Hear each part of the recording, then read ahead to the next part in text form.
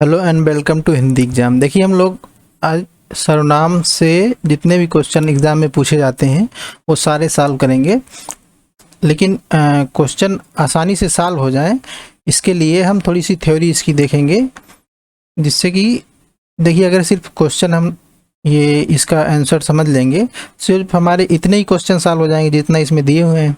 लेकिन अगर हम थोड़ी सी थ्योरी देख लेंगे तो इससे रिलेटेड अगर कोई भी क्वेश्चन एग्जाम में आएगा तो आप बहुत ही आसानी से सॉल्व कर सकते हैं। बहुत जल्दी से देखेंगे, सिर्फ वो चीज़ें देखेंगे इसमें जो कि एग्ज़ाम से रिलेटेड हैं, फालतू की चीज़ें नहीं पढ़ेंगे। तो देखिए सर्वनाम, सबसे पहले तो सर्वनाम की परिभाषा ही पूछ ली जाती है एग्जाम में।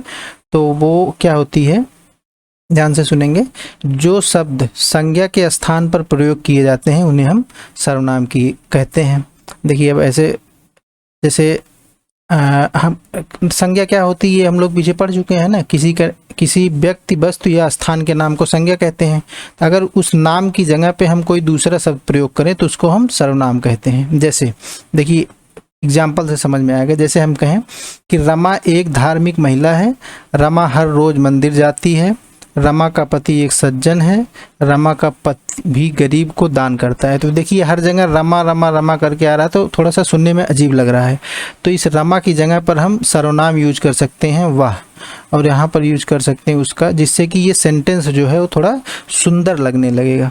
तो अगर इसी सेंटेंस को हम इस तरह से कहें कि रमा एक धार्मिक महिला है, वह हर रोज मंदिर जाती है, उसका पति एक सज्जन है और वह भी गरीबों को दान करता है। तो थोड़ा सेंटेंस अच्छा लगने लगता है। अगर नहीं समझ में आया तो कोई बात नहीं, इसमें ये बहुत ज़्यादा नहीं, सिर्फ आपसे एग्जाम में यही पूछा जाएगा कि सर्वनाम की परिभाषा, यहाँ से सिर्फ इतना ही हमको ध्यान रखना है। आगे बढ़ते हैं। देखिए दूसरा क्वेश्चन जो इस टॉपिक से बनता है वो ये पूछा जाता है कि सर्वनाम के भेद कितने होते हैं। भेद का मतलब होता है प्रकार। भेद का क्या मतलब होता है? प्रकार। कि सर्वनाम कितने प्रकार का होता है, तो आप क्या जवाब बताएंगे? सर्वनाम जो है वो 6 प्रकार का होता है। अगर दूसरा सवाल ये पूछा जाएगा कि व्याकरण के आधार पर सर्वनाम कितने प्रकार के होते हैं, तो भी आंसर कितना बताएंगे? 6 बताएंगे। व्याकरण के आधार पर पूछे या प्रयोग के आधार पर पूछे तो भी अब आंसर क्या होगा? 6 होगा। लेकिन अगर उत्पत्ति के आधार पर पूछे कि सर्वनाम कितने प्रकार के होते हैं तो आंसर क्या होगा आपका? 2 होगा। देखिए ये 3 सवाल बनते हैं। अगर सिर्फ ये पूछा जाए कि सर्वनाम कितने प्रकार का होता है या सर्वनाम के कितने भेद होते हैं तो आंसर 6 होगा। या फिर ये पूछा जाए कि प्रयोग के आधार पर सर्वनाम कितने प्रकार का होता है तो भी आंसर 6 होगा। तीसरा क्वेश्चन व्याकरण के आधार पर कितने प्रकार के सर्वनाम होते हैं तो भी आंसर 6 होगा। लेकिन अगर ये कहा जाए कि रूप या उत्पत्ति के आधार पर सर्वनाम कितने प्रकार के होते हैं तब आंसर आपका 2 होगा। ठीक है, आगे देखते हैं। रूप के आधार पर सर्वनाम के 2 भेद होते हैं। यानी ये जो रूप के आधार पर हमने अभी पढ़ा ना कि कितने प्रकार का होता है, 2 प्रकार के। वो 2 कौन कौन से हैं? एक तो मौलिक सर्वनाम, दूसरा यौगिक सर्वनाम। मौलिक सर्वनाम या इसी को मूल सर्वनाम भी कहते हैं। देखिए इनकी संख्या कितनी होती? 11 होती है। ये भी एग्जाम में क्वेश्चन बनता है कि मौलिक सर्वनाम कितने प्रकार के होते हैं, तो मौलिक सर्वनाम कितने प्रकार के होते हैं? 11 प्रकार के। तो देखिए यहाँ से अभी तक हमारे 4 क्वेश्चन बने। पहला कि सर्वनाम कितने प्रकार का होता है तो आंसर होगा 6। व्याकरण के आधार पर कितने प्रकार का होता है तो भी आंसर होगा 6। लेकिन अगर पूछे उत्पत्ति के आधार पर सर्वनाम कितने प्रकार का होता है तो 2। और ये पूछे कि मूल सर्वनाम कितने हैं या मौलिक सर्वनाम कितने हैं तो आप बताएंगे 11। ठीक है, अच्छा वो 11 कौन कौन से हैं वो ये है, देख यहाँ पर लिखा हुआ है कौन कौन सा। मैं, तू, आप, यह, वह, जो, सो, कौन, क्या, कोई एवं कुछ। अब इनको रटना नहीं है, बस ऐसे एक बार पढ़ लेना है बस, क्योंकि ये कभी नहीं पूछा जाता कि वो कौन कौन से। 11 की संख्या नहीं, सिर्फ संख्या पूछी जाएगी कि कितने होते हैं तो हम बताएंगे 11 होते हैं। ठीक है, अच्छा ये अब दिमाग में आ रहा होगा कि भाई ये यौगिक सर्वनाम क्या है। तो यौगिक सर्वनाम जो है वो मूल सर्वनाम से ही बनाए जाते हैं। कैसे बनते हैं? जब मूल सर्वनाम पर लिंग, वचन या कारक आदि का प्रभाव पड़ता है तो यौगिक सर्वनाम बनता है। जैसे मैं का क्या बनेगा? मैंने, मुझे, मुझको, मेरा, मेरी, हमको, ये सब बनेगा। पढ़ लेंगे, इसमें इसे क्वेश्चन नहीं बनेगा। अगला क्वेश्चन जो बनता है वो ये बनता है कि जैसे हमने पढ़ा कि व्याकरण के आधार पर सर्वनाम के कितने भेद होते हैं, 6 भेद होते हैं। यानी व्याकरण के आधार पर सर्वनाम 6 प्रकार के होते हैं। तो कौन कौन से, ये पूछा जा सकता है हमें। कौन कौन से? पुरुषवाचक, निजवाचक सर्वनाम, निश्चयवाचक सर्वनाम, अनिश्चयवाचक सर्वनाम, प्रश्नवाचक सर्वनाम और संबंधवाचक सर्वनाम।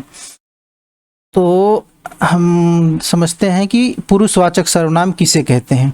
देखिए, जिस सर्वनाम का प्रयोग स्त्री एवं पुरुष दोनों के लिए किया जाता है उसे हम पुरुषवाचक सर्वनाम कहते हैं। जैसे नाम से तो ऐसा लग रहा है सिर्फ जो पुरुषों के लिए यूज हो, लेकिन ऐसा नहीं है, स्त्री और पुरुष दोनों के लिए यूज हो। परिभाषा से ज़्यादा समझ नहीं आ रहा है, कोई बात नहीं, एग्जाम्पल से समझते हैं। तो इसमें इस तरह के शब्द आएंगे जैसे मैं, तू, आप, यह, वह। देखिए, जैसे एग्जाम्पल लिखा हुआ कि मैं खाना खाते समय बात नहीं करता, तो इसमें मैं जो है वो क्या हो गया, पुरुषवाचक सर्वनाम हो गया, क्योंकि ये किसी व्यक्ति को इंगित कर रहा है। ठीक है, अगला एग्जाम्पल क्या लिखा हुआ है, तुम सुबह से पढ़ नहीं रहे हो, तो इसमें तुम जो है वो क्या हो गया आपका, पुरुषवाचक सर्वनाम, क्योंकि ये किसी व्यक्ति को इंगित कर रहा है, पुरुष को। अगला एग्जाम्पल है, आप बड़े दिनों के बाद हमसे मिलने आए हैं, तो आप इसमें क्या हो गया, पुरुषवाचक सर्वनाम। इसी तरह से यह तो बड़ा ही अच्छा व्यक्ति है, तो यह क्या हो गया आपका पुरुषवाचक। इसमें अगले एग्जाम्पल जो है, वह आजकल विदेश गया हुआ है, इसमें क्या हो जाएगा, वह आपका पुरुषवाचक सर्वनाम हो जाएगा। ठीक है, तो इससे क्वेश्चन क्या बनेगा, क्वेश्चन सिर्फ यही बनेगा कि पुरुषवाचक सर्वनाम की आपसे परिभाषा पूछी जा सकती है, तो क्या बताएंगे, जो स्त्री एवं पुरुष दोनों के लिए उपयोग किया जाता है, तो वो क्या कहलाता है, पुरुषवाचक सर्वनाम। अगला क्वेश्चन ये बनेगा इससे कि पुरुषवाचक सर्वनाम कितने प्रकार का होता है, तो आंसर होगा आपका 3 प्रकार का। कौन कौन सा? उत्तम पुरुष, मध्यम पुरुष और अन्य पुरुष।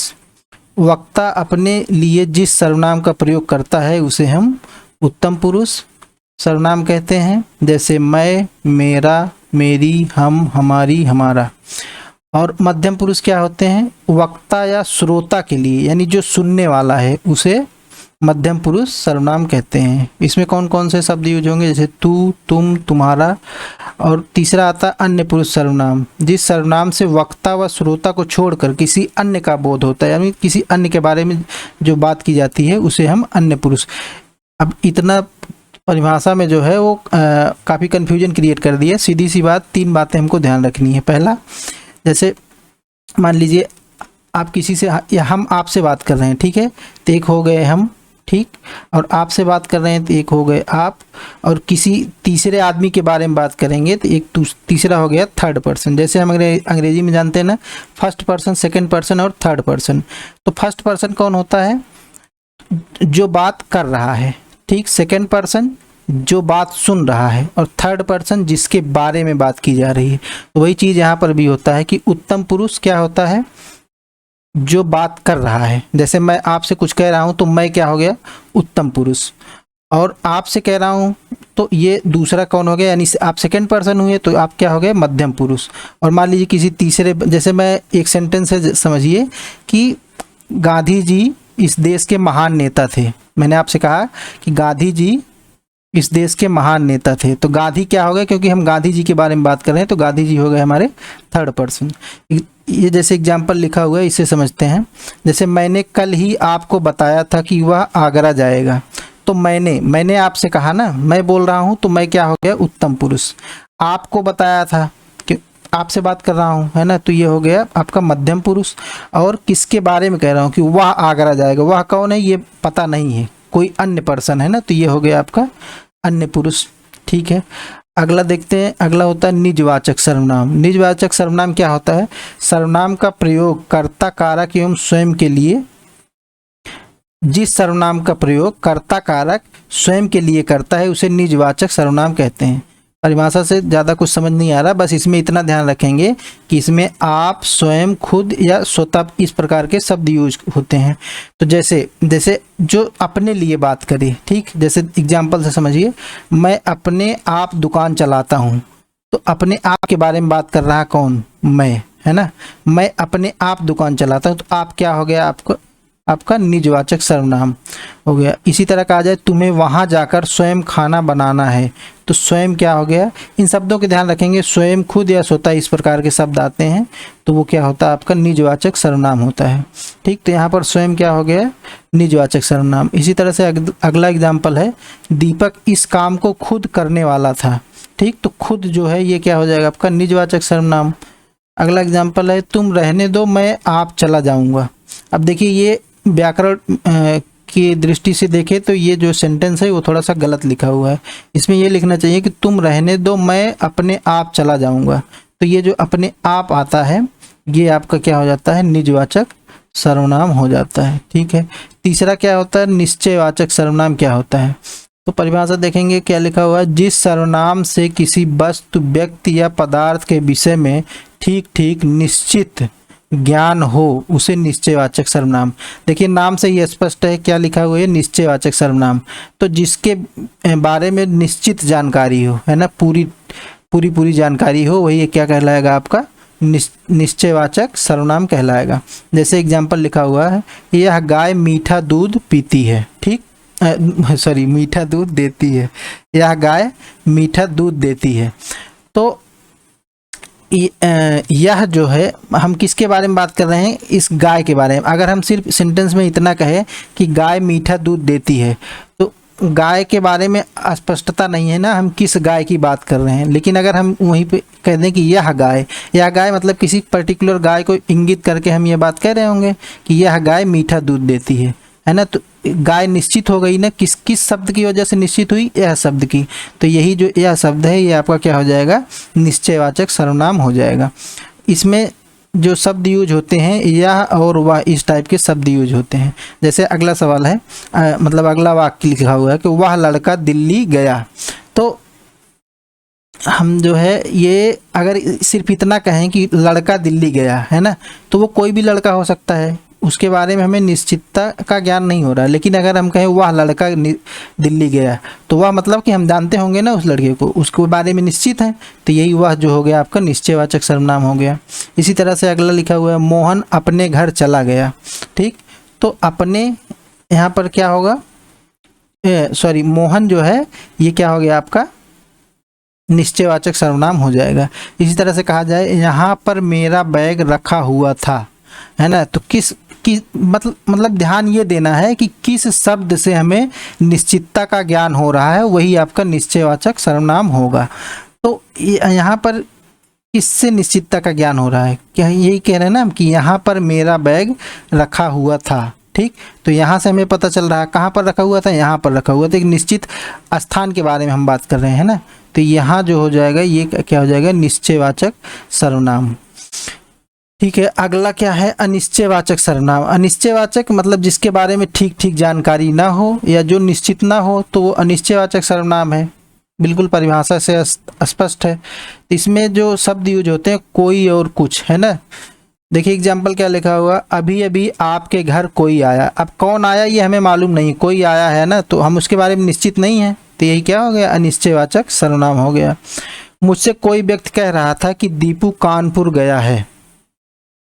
कोई व्यक्ति के, अब देखिए इसमें आया कोई व्यक्ति, है ना, तो कौन सा व्यक्ति है वो हमें मालूम नहीं है, तो कोई व्यक्ति, यही क्या हो गया आपका अनिश्चयवाचक सर्वनाम। इसी तरह से पहचानना बहुत आसान है, कोई दिक्कत नहीं। आगे देखते हैं, अगला जो टाइप है वो होता है आपका प्रश्नवाचक सर्वनाम। तो जो प्रश्न करे है ना, उसे प्रश्नवाचक, जिस सर्वनाम का प्रयोग प्रश्न करने के लिए किया जाता है उसे प्रश्नवाचक सर्वनाम कहते हैं। जैसे कौन, क्या, बहुत ही आसान बात है ना, मतलब जो प्रश्नवाचक शब्द होते हैं। जैसे देखिए एग्जाम्पल देखिए क्या लिखा हुआ है, राजीव के घर कौन लड़का गया था। तो कौन क्या हो गया यहाँ पर प्रश्नवाचक सर्वनाम। इसी तरह तुम्हें परेशान करने वाला कौन आदमी है, तो कौन क्या हो गया आपका प्रश्नवाचक सर्वनाम। सरिता इतने दिनों से क्या कर रही थी, तो क्या हो गया आपका प्रश्नवाचक सर्वनाम। ठीक है, कोई बड़ी बात नहीं, आसानी से। अगला देखते हैं, देखिए क्या है, संबंधवाचक सर्वनाम। तो जिस सर्वनाम का प्रयोग किसी शब्द या वाक्य का किसी अन्य शब्द या वाक्य से संबंध बताने के लिए किया जाता है उसे संबंधवाचक सर्वनाम कहते हैं। इसमें जो, सो और ओ टाइप के शब्द यूज होते हैं। जैसे एग्जाम्पल क्या लिखा हुआ है, जो सोएगा वो नहीं, जो जागेगा वो सो पाएगा, जो सोएगा वो खोएगा। तो देखिए ये जो और सो जो शब्द हैं यही क्या हो गए आपके संबंधवाचक सर्वनाम। देखिए इसमें बहुत दिमाग नहीं लगाना है, बस एक बार ऐसे सुनते जाइए, याद नहीं करना है। अभी क्वेश्चन सॉल्व करेंगे तो वहां से सारी चीजें समझ में आ जाएंगी। अब देखिए हम लोग देखते हैं क्वेश्चंस। हाँ ये आ गया। तो पहला क्वेश्चन क्या कह रहा है कि संज्ञा के स्थान पर प्रयुक्त होने वाले शब्दों को क्या कहते हैं।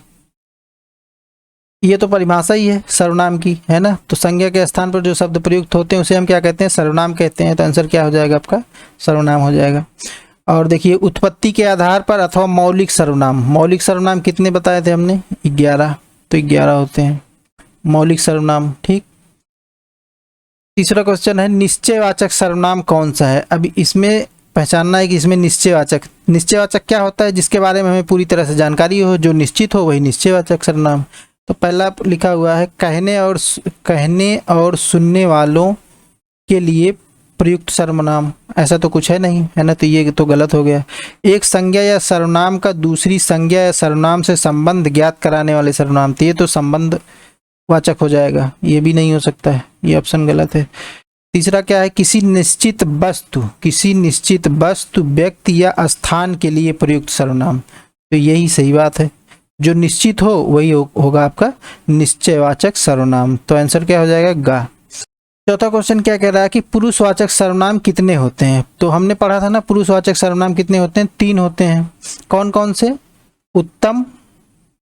उत्तम पुरुष, और दूसरा मध्यम पुरुष, और तीसरा अन्य पुरुष। तो उत्तम पुरुष कौन होता है, जो बात कह रहा हो। मध्यम पुरुष वाचक कौन होता है, जो बात सुन रहा हो। और अन्य पुरुषवाचक कौन होता है, जिसके बारे में बात कही जा रही हो। ठीक है, अगला क्वेश्चन देखते हैं, पांचवा क्वेश्चन क्या है कि बोलने वाले के लिए जिन सर्वनामों का प्रयोग होता है उन्हें क्या कहते हैं। अभी हमने देखा ऊपर, उसे क्या कहते हैं, उत्तम पुरुष। यानी जो बोल रहा हो, जो कह रहा हो, तो वो क्या हो जाएगा, उत्तम पुरुष। और मध्यम पुरुष क्या होता है, जो सुन रहा हो। अन्य पुरुष क्या होता है, जिसके बारे में बात कही जा रही हो। ठीक है, देखिए छठा क्वेश्चन क्या है कि मुझे किस प्रकार का सर्वनाम है। तो मुझे मतलब कि ये हम अपने बारे में बात कह रहे हैं, जो कहने वाला होगा वही तो कहेगा मुझे। तो ये क्या हो जाएगा आपका उत्तम पुरुष वाचक सर्वनाम हो जाएगा। सातवां क्वेश्चन क्या है, सातवां कह रहा है कि सुनने वाले के लिए जिन सर्वनाम का प्रयोग होता है उन्हें क्या कहते हैं। तो सुनने वाले के लिए जिस सर्वनाम का प्रयोग होता है उसे क्या कहते हैं हम लोग, मध्यम पुरुष। अभी हम लोगों ने देखा उसे क्या कहते हैं, मध्यम पुरुष। तो आंसर क्या हो जाएगा आपका खा। उत्तम पुरुष जो कहने वाला हो, मध्यम पुरुष जो सुनने वाला, अन्य पुरुष जिसके बारे में बात कही जा रही है। बहुत ही सिंपल है। ठीक है, आठवां देखिए, आठवां क्वेश्चन क्या है कि निजवाचक सर्वनाम कौन सा होता है। निजवाचक में हमने देखा था ना, इसमें जैसे शब्द आते हैं आपके स्वयं, खुद या स्वतः, इस टाइप के शब्द यूज होते हैं, उन्हें हम क्या कहते हैं, निश्चयवाचक सर्वनाम। तो देखिए क्या तो होगा नहीं, ये तो प्रश्नवाचक है। कुछ, ये तो अनिश्चय है। यह निश्चय वाचक है। तो आंसर क्या हो जाएगा आपका खुद, गा पार्ट। 9वां क्वेश्चन है, क्या कह रहा है कि वह स्वयं यहाँ नहीं आना चाहती। यहाँ किस प्रकार का सर्वनाम है। तो देखिए जहाँ पर स्वयं, स्वतः या खुद इस प्रकार के शब्द आए तो वहाँ पर क्या हो जाता है, निजवाचक सर्वनाम। तो आंसर क्या हो जाएगा, गा। 10 नंबर क्वेश्चन क्या है, अनिश्चयवाचक सर्वनाम कौन सा है। अनिश्चयवाचक मतलब जिसके बारे में ठीक ठीक जानकारी ना हो, वो अनिश्चयवाचक होता है। तो देखिए क्या ऑप्शन के देखते हैं। पहला ऑप्शन क्या है, क्या। तो ये तो हो गया आपका प्रश्नवाचक, ये ऑप्शन ये नहीं हो सकता। कुछ, ये अनिश्चयवाचक हो गया। यह निश्चयवाचक हो गया। और कौन जो है ये भी प्रश्नवाचक हो गया। तो हमसे क्या पूछा इसमें, अनिश्चयवाचक। अनिश्चयवाचक क्या हो गया आपका कुछ। 2 ही शब्द हम देखेंगे ध्यान से इसमें, कुछ और कोई। क्या क्या शब्द यूज होते हैं अनिश्चयवाचक में, कुछ और कोई। ये जहां पर दिख जाए धड़ाक से मारो वही आंसर। ठीक, 11 नंबर क्वेश्चन देखते हैं। इसमें कह रहा है कि निम्न में से अन्य पुरुष बताएं। अन्य पुरुष क्या होता है, जैसे हमने देखा कि निजवाचक सर्वनाम जो है 3 तरह के होते हैं। कौन कौन से, प्रथम नहीं होता, ध्यान रखिएगा कि ये संस्कृत में यूज होता है। हिंदी में कौन कौन से होते हैं, उत्तम पुरुष, मध्यम पुरुष और अन्य पुरुष। तो उत्तम जो बात कह रहा हो, मध्यम जो बात सुन रहा हो, और अन्य जिसके बारे में बात कही जा रही हो। तो अन्य पुरुष के बारे में यहाँ से पूछ रहा है। तो मेरी, ये तो आपका क्या हो जाएगा, उत्तम हो जाएगा। तुमने, तो ये आपका मध्यम हो जाएगा। हमारे, ये भी उत्तम हो जाएगा। राजू, राजू थर्ड पर्सन है ना, तो ये आपका अन्य पुरुष हो जाएगा। ठीक है, अगला क्वेश्चन देखते हैं। जैसे निश्चयवाचक सर्वनाम कौन सा है, तो जिसके बारे में निश्चित जानकारी प्राप्त हो वही आपका निश्चयवाचक। कितना आसान है ना। तो देखिए, वह, कौन, कुछ, क्या। अब देखिए ऑप्शन छाटिए। कौन क्या है आपका प्रश्नवाचक, तो ये नहीं हो सकता। कुछ क्या है, ये अनिश्चयवाचक है, ये नहीं हो सकता। क्या क्या है, ये भी प्रश्नवाचक, तो आंसर क्या हो जाएगा, ए पार्ट हो जाएगा। वह, यही क्या है, निश्चय है। ठीक है, अगला क्वेश्चन 13 नंबर क्या कह रहा है कि मैं तुमसे बात कर रहा हूं, यहाँ उत्तम पुरुष बताएं। देखिए, उत्तम पुरुष क्या होता है, जो बात कर रहा हो। मध्यम पुरुष क्या होता है, जो बात सुन रहा हो। और अन्य पुरुष क्या होता है, जिसके बारे में बात कही जा रही हो। तो यहाँ पर हमसे क्या पूछा है, उत्तम पुरुष। तो उत्तम पुरुष कौन हो जाएगा, मैं हो जाएगा, क्योंकि मैं ही तो कह रहा कि मैं तुमसे बात कर रहा हूँ। ये आपका आंसर क्या हो जाएगा, डी पार्ट। अगला क्वेश्चन 14 नंबर क्या कह रहा है, इसमें से अनिश्चयवाचक सर्वनाम कौन सा है। तो अनिश्चयवाचक क्या होता है, जिसके बारे में हमें सही सही जानकारी प्राप्त ना हो, वही क्या होता है, अनिश्चयवाचक। तो देखिए ऑप्शन छाटिए। कौन क्या है, ये तो प्रश्नवाचक हो गया। कोई क्या है, यही है अनिश्चयवाचक, तो ये आंसर हो जाएगा। जो, सो, ये क्या होता है, संबंध बताते हैं, संबंधवाचक। और ये क्या होगा, ये निश्चयवाचक। तो आंसर क्या हो जाएगा आपका, गा पार्ट हो जाएगा, क्योंकि हमसे क्या पूछा है, अनिश्चयवाचक। 15 नंबर क्वेश्चन देखिए क्या कह रहा है कि 15 नंबर क्वेश्चन में कह रहा है कि निम्न में से मध्यम पुरुष बताएं। अब ये हम कई बार बता चुके परिभाषा, एक बार फिर से बताते हैं कि उत्तम पुरुष कौन, बात कहने वाला, कहने वाला उत्तम पुरुष। ठीक, सुनने वाला, अब तक तो याद हो जाना चाहिए आपको। सुनने वाला कौन सा, मध्यम पुरुष। और जिसके बारे में बात कही जाए वो क्या हो जाएगा, अन्य पुरुष। तो हमसे क्या पूछा, मध्यम पुरुष। तो मध्यम पुरुष मतलब सुनने वाला। तो देखिए, अगर हम कहेंगे तो हम मतलब अपने बारे में कहेंगे स्वयं, तो मतलब ये तो नहीं हो सकता। ये क्या हो गया आपका, उत्तम पुरुष हो गया। उनको मतलब किसी तीसरे आदमी के बारे में बात कर रहे हैं, तो ये भी आपका हो गया अन्य पुरुष। आप, ये आपका आंसर हो जाएगा, क्योंकि अगर हम आपसे कोई बात कहें ना, तो ये आपका क्या हो जाएगा, मध्यम पुरुष, वही पूछा है, आंसर हो जाएगा। अगला क्वेश्चन क्या है, 16 नंबर क्वेश्चन। 16 नंबर क्वेश्चन क्या कह रहा है कि इनमें से प्रश्नवाचक सर्वनाम कौन सा है। तो प्रश्नवाचक जहां प्रश्न पूछा जाए, तो सीधा सीधा दिख रहा है कौन, आंसर मारो धड़ाक से, आगे बढ़ो। 17 नंबर क्वेश्चन। 17 नंबर क्वेश्चन क्या कह रहा है कि आपके कहने पर मैं पटना जा सकता हूं, इस वाक्य में मध्यम पुरुष बताएं। तो कहने वाला उत्तम पुरुष, सुनने वाला मध्यम पुरुष, और जिसके बारे में बात कही जा रही हो अन्य पुरुष। मध्यम पुरुष पूछा है, तो आपके, यही हो जाएगा आंसर, है ना, क्योंकि आपसे बात कह रहा हूं ना मैं, आपके कहने पर मैं पटना जा सकता हूं। आप क्या हो जाएंगे, मध्यम पुरुष। अगला क्वेश्चन देखिए, आपकी वजह से मैंने उसे जाने दिया, इस वाक्य में अन्य पुरुष बताएं। तो अन्य पुरुष क्या होता है, जिसके बारे में बात की जाए। किसके बारे में यहाँ पर बात कर रहे हैं, देखिए पढ़िए इसको। भाव पढ़ के, मतलब वाक्य पढ़ के ना भाव समझ में आ जाता है। भाव पर ध्यान दीजिए, सारे क्वेश्चन सॉल्व हो जाएंगे। हिंदी इतना कठिन नहीं होती, बहुत ही आसान होती है, लेकिन एक बार पढ़ना जरूरी होता है, नहीं तो एग्जाम में क्या होता है, कन्फ्यूजन क्रिएट होता है, इसलिए एक बार पढ़ना जरूरी है। पढ़िए सेंटेंस को जरा, क्या लिखा हो, आपकी वजह से मैंने उसे जाने दिया। किसे जाने दिया, उसे। ये क्या हो गया आपका, थर्ड पर्सन, अन्य पुरुष वही पूछ रहा था, आंसर क्या हो जाएगा, उसे, गा पार्ट। 19 नंबर क्वेश्चन क्या कह रहा है, संबंधवाचक सर्वनाम बताएं। तो जो संबंध बताता हो वही संबंधवाचक सर्वनाम में। संबंधवाचक सर्वनाम में कौन कौन से शब्द आते हैं, जो, सो, इस प्रकार के शब्द यूज होते हैं। तो आपका आंसर क्या हो जाएगा, गा पार्ट। मारो धड़ाक से, आगे बढ़ो। 19। अब देखिए 20 नंबर क्वेश्चन क्या कह रहा है। 20 नंबर क्वेश्चन क्या कह रहा है, निम्नलिखित वाक्यों में से किस वाक्य में सर्वनाम का अशुद्ध प्रयोग हुआ है। निम्नलिखित वाक्यों में से किस वाक्य में सर्वनाम का अशुद्ध प्रयोग हुआ है। देखिए हमको सेंटेंस पढ़ के बताना है कि कौन सा शुद्ध और अशुद्ध है, सीधी सी बात ये है।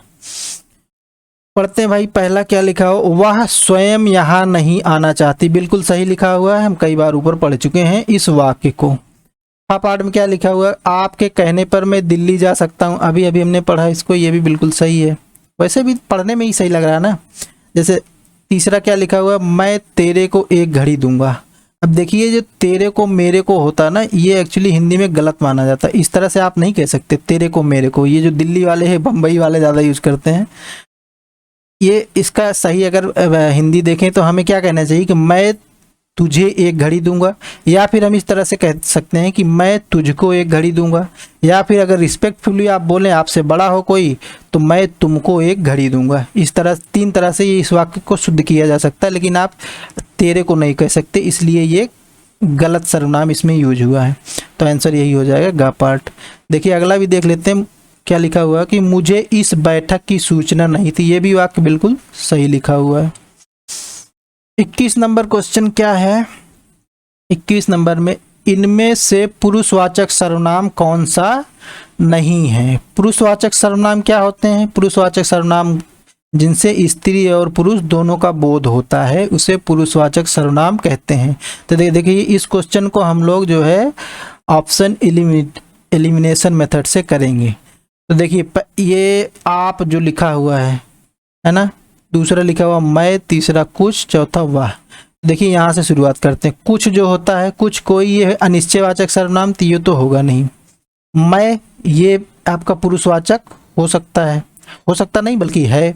वह ये भी निश्चयवाचक सर्वनाम है तो ये भी है पुरुषवाचक। आप ये भी भाई ये तो मध्यम पुरुष हो गया ना, ये पुरुषवाचक है। तो इसमें पूछा कौन सा नहीं है, नहीं लगाना नाम हमको, तो नहीं वाला कौन सा हो जाएगा, गा पार्ट, क्योंकि कुछ जो है ये अनिश्चयवाचक सर्वनाम है। ठीक है, देखिए ये इतने क्वेश्चन है। इसके बाद हम घटना चक्र के भी क्वेश्चन देख लेते हैं, क्योंकि बहुत सारे लोग, ज़्यादातर लोग घटना चक्र की बुक को पढ़ते हैं। इसमें से भी देख लेते हैं, कुछ ऐसे क्वेश्चन इसमें भी हैं जो आप मतलब ऐसा एग्जाम में आ चुके हैं, तो उनको देख लेते हैं, समझ लेते हैं। कुछ ऐसे क्वेश्चन हैं जो हमको नई जानकारी देंगे। देखिए पहला क्वेश्चन क्या लिखा हुआ है कि सर्वनाम के कितने भेद माने जाते हैं। सबसे पहले हमने यही देखा था सर्वनाम, है ना। जब सिर्फ यही पूछा जाए कि सर्वनाम के कितने भेद माने जाते हैं तो आप आंसर क्या बताएंगे, 6, डी पार्ट। ठीक, अब देखिए इसमें सोल्यूशन भी दे रखा है और आंसर भी दे रखा है, तो इससे ये मत सोचिएगा कि जो है आंसर देख के बता रहे हैं। हमें सिर्फ सीखना है ना, क्योंकि हिंदी इतना आसान होती है, सिर्फ एक बार पढ़ लेना, सीखना है, जिससे कि इससे रिलेटेड जब एग्जाम में क्वेश्चन आए तो वो हमारे गलत नहीं होने चाहिए। हाँ, दूसरा क्वेश्चन क्या है, देखिए दूसरा क्वेश्चन क्या कह रहा है कि किस वाक्य में संबंधवाचक सर्वनाम का प्रयोग किया गया है। तो संबंधवाचक में हमने पढ़ा था जहाँ जो, सो, इस तरह के शब्द यूज होते हैं वही संबंधवाचक सर्वनाम होता है। वह पहला ऑप्शन क्या लिखा है, वह उधर जा रहे हैं, ये तो बिल्कुल सिंपल, ये तो है नहीं। दूसरा क्या लिखा है, यह मकान राजेश का है, तो ये भी नहीं होगा।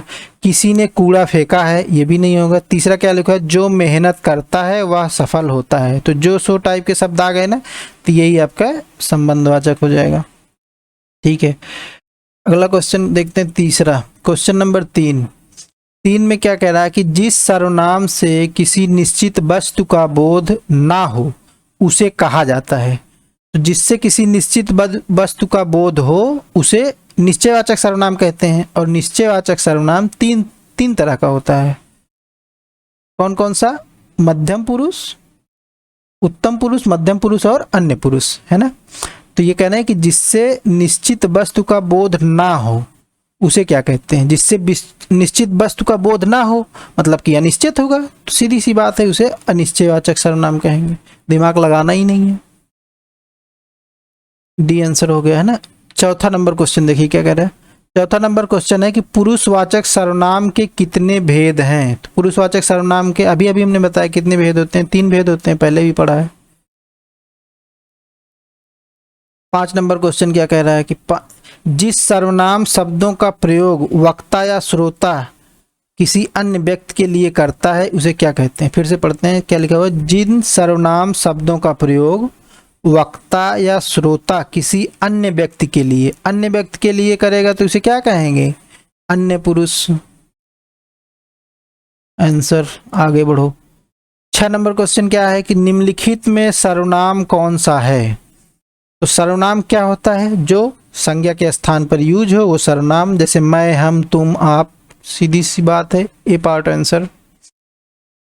7 नंबर क्वेश्चन क्या है? 7 नंबर कह रहा है कि निजवाचक सर्वनाम कौन सा है? ये इसमें से आपको निजवाचक सर्वनाम छांटना है।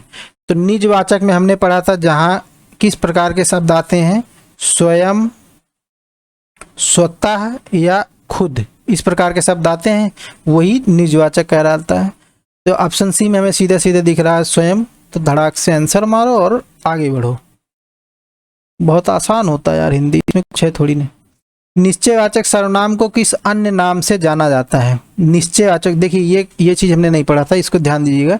निश्चयवाचक सर्वनाम जो है उसको हम संकेतवाचक सर्वनाम भी कहते हैं।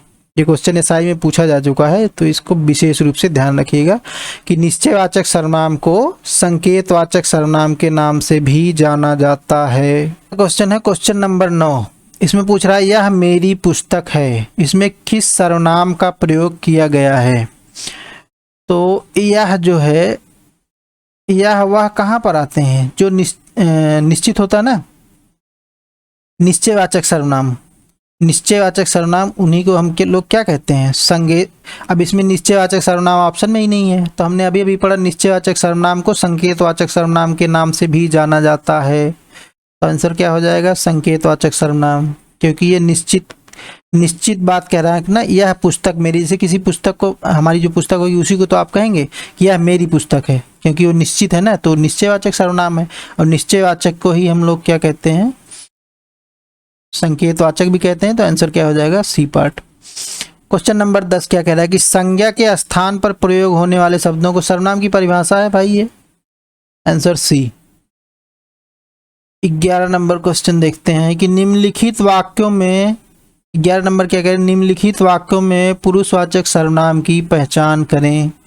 पुरुषवाचक जो पुरुष और स्त्री दोनों के लिए यूज हो, 3 प्रकार के होते हैं, उत्तम, मध्यम और अन्य। पढ़ते हैं भाई, ऑप्शन क्या लिखा हुआ, हमने पत्र लिखा। हम दूसरा क्या है, जो जैसा करेगा सो वैसा फल पाएगा। जो सो क्या होते हैं, संबंध, ये तो होगा नहीं, पुरुषवाचक हमसे पूछा है। कोई आ रहा है, ये अनिश्चय की बात हो गई, तो ये भी नहीं होगा, ठीक। कौन शोर मचा रहा है, तो कौन क्या हो गया, प्रश्नवाचक, ये भी नहीं होगा। तो आंसर क्या हो जाएगा, ए पार्ट, हमने पत्र लिखा, ये आपका पुरुषवाचक सर्वनाम हो जाएगा। क्वेश्चन नंबर 12, यह है क्वेश्चन नंबर 12 में देखिए क्या कह रहा है कि जिन सर्वनाम शब्दों का प्रयोग सुनने वाले के लिए किया जाता है उन्हें क्या कहते हैं? हमने कई बार इसको बता दिया कि कहने वाला, उत्तम पुरुष, सुनने वाला, मध्यम पुरुष जिसके बारे में बात की जा रही वो अन्य पुरुष। तो ये क्या पूछ रहा है, सुनने वाले को पूछ रहा है, तो सुनने वाला क्या होता है, मध्यम पुरुष। आंसर, आगे बढ़ो। क्वेश्चन नंबर 13, जिन सर्वनाम शब्दों का प्रयोग कर्ता के साथ अपनापन बतलाने के लिए किया जाता है उन्हें क्या कहते हैं? उन्हें क्या कहते हैं भाई, निजवाचक। निजता बताने के लिए ना, कर्ता के साथ अपनापन बताने के लिए, उसे क्या कहेंगे, निजवाचक। ऊपर हमने पढ़ा था परिभाषा, कोई दिक्कत नहीं है, आसान है। 14 नंबर देखते हैं। 14 नंबर क्वेश्चन क्या कह रहा है, निम्नलिखित में से कौन सा वाक्य अन्य पुरुष में है? अन्य पुरुष जो अन्य के बारे में बात की जा रही हो।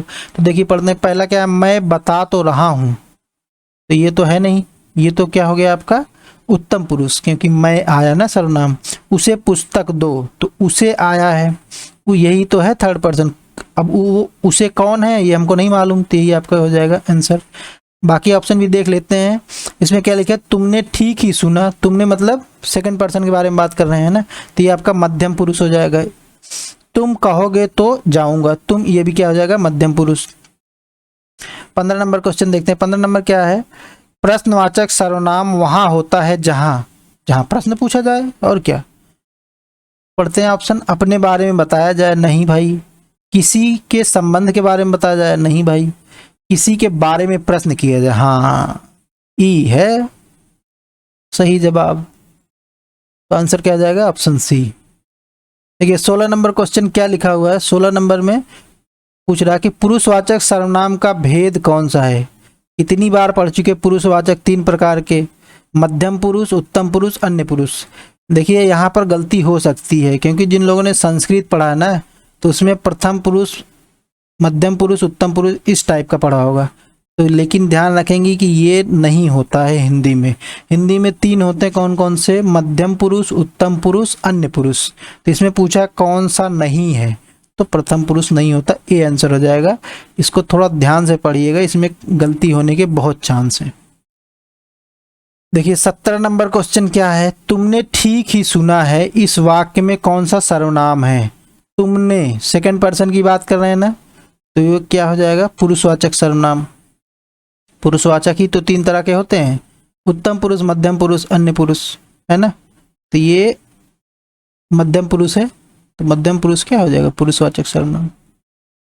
ठीक है, बस इतने क्वेश्चन है, इससे ज़्यादा एग्जाम में पूछा भी नहीं जाएगा। अगर आपने पूरा वीडियो देखा है तो सर्वनाम से क्वेश्चन कोई भी छूटने वाला नहीं है। ठीक है, तो वीडियो को लाइक करिए और चैनल को सब्सक्राइब करिए। धन्यवाद।